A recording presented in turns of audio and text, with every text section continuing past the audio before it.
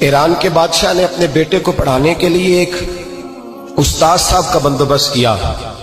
استاد صاحب کو کہا کہ میرے بچے کو دین پڑھائیے، میں چاہتا ہوں کل اس نے عنان حکومت کو سنبھالنا ہے تو یہ دین سے آگاہ ہو جائے، اس کو کچھ سکھائیے، پڑھائیے۔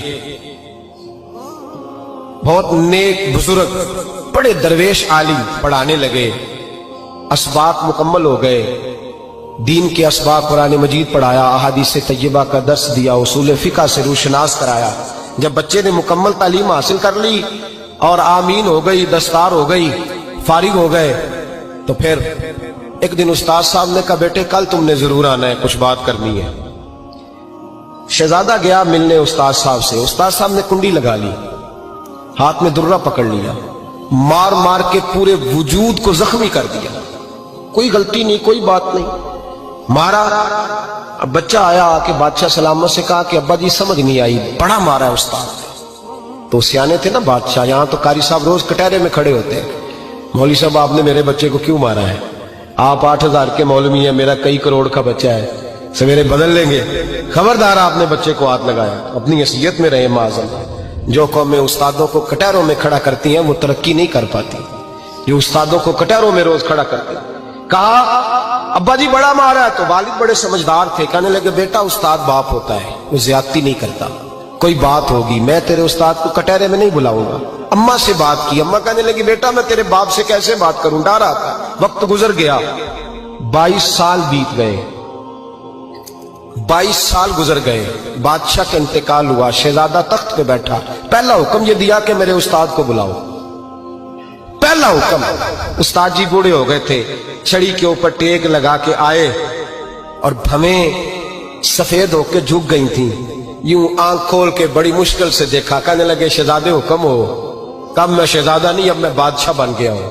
استاد جی 22 سال بیت گئے، آپ نے مارا تھا، پر وہ درد چونکہ زیادتی کی تھی، میرا قصور کوئی نہیں تھا، تو نہ میری روح سے درد گیا ہے نہ میرے جسم سے گیا ہے، میں بے اختیار تھا، پوچھ نہیں سکتا تھا، آج با اختیار ہوا ہوں۔ سب سے پہلے پہلا حکم آپ کو دیا، بلایا ہے، بتائے کیوں مارا تھا، کیوں مجھے مارا تھا، میری زیادتی بتائے۔ تو استاد، بوڑھے استاد کی آنکھیں آنسوں سے بھر گئیں، کہنے لگے بیٹے بس آج کے دن کے لیے مارا تھا، یہ جو دن آ گیا نا میری زندگی میں اس لیے مارا تھا، یہ میں چاہتا تھا میری زندگی میں وقت آئے، آج کے بس میری مراد پوری ہو گئی۔ کہا صاحب کس لیے، مجھے بھی سمجھائے۔ آپ فرمانے لگے کتنی دیر ہو گئی تجھے مار کھائے ہوئے، کتنا زمانہ بیت گیا؟ کہنے لگا 22 سال۔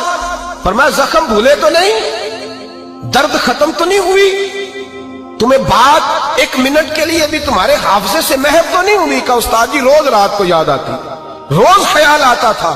استاد کہنے لگے بھائی تو بے اختیار تھا، پوچھ نہیں سکا، 22 سال تجھے یاد رہا، مجھے پتا تھا تو ایک دن حکمران بنے گا، میں نے تجھے اس لیے مارا تھا کہ بیٹے یاد رکھنا کسی پہ ظلم نہ کرنا، اگر تجھے 22 سال تک یاد رہا ہے تو جس پر تو ظلم کرے گا اسے بھی قیامت تک یاد رہے گا، اور یہ یاد رکھنا تو آج با اختیار ہوا تو تو نے مجھے بلا لیا ہے، قیامت کے دن غریب با اختیار ہو جائیں گے، مظلوم با اختیار ہو جائیں گے، وہ با اختیار ہوں گے للہ الواحد القہار، رب کریم کی بارگاہ کے اندر ان کا اختیار ہوگا، اکیلے اللہ کی حکمرانی ہوگی۔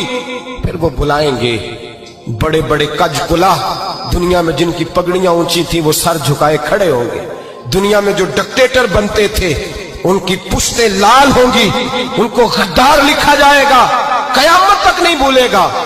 ظلم کرنا تو سوچ سمجھ کے کرنا، اتنا کرنا جتنا تم سہ سکتے ہو، اتنی زیادتی کرنا جتنی قیامت میں تم برداشت کر سکتے ہو۔